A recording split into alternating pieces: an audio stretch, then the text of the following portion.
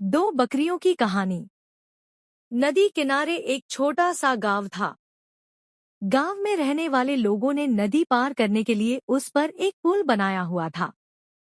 लेकिन वह पुल इतना संकरा था कि एक बार में केवल एक ही व्यक्ति उसे पार कर सकता था। एक दिन की बात है। एक बकरी नदी पर बने उस पुल को पार कर रही थी। पुल पर चलते चलते उसने देखा कि एक दूसरी बकरी उसी पुल पर विपरीत दिशा से आ रही है। कुछ ही देर में दोनों पुल के बीचों बीच पहुंच गई। पुल को एक बार में केवल एक ही बकरी पार कर सकती थी।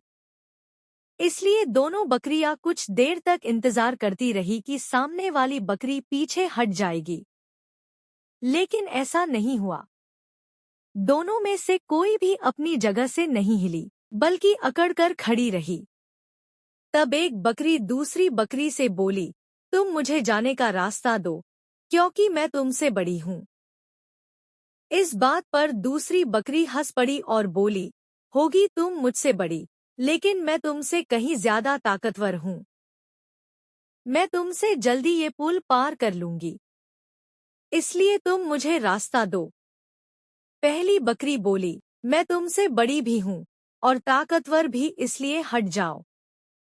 कुछ देर तक दोनों में इस बात पर बहस होती रही कि दोनों में कौन ज्यादा ताकतवर है।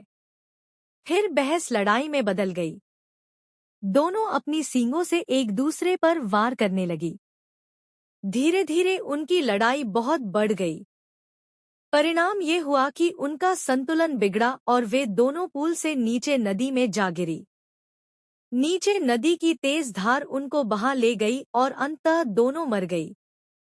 कुछ देर बाद दो और बकरियां विपरीत दिशा से उस पुल पर चलते हुए आई और बहस करने लगी कि कौन पीछे हटेगी और कौन दूसरे को रास्ता देगी। इस बार एक बकरी ने समझदारी से काम लिया और कुछ देर सोचकर दूसरी बकरी से बोली, ये पुल बहुत संकरा है। इसे एक बार में कोई एक ही पार कर सकता है। यदि हमने लड़ने की मूर्खता की, तो नदी में गिरकर अपनी जान गंवा देंगी। इसलिए ऐसा करते हैं कि मैं पुल पर लेट जाती हूँ। तुम मुझे लांग कर दूसरी ओर चले जाना।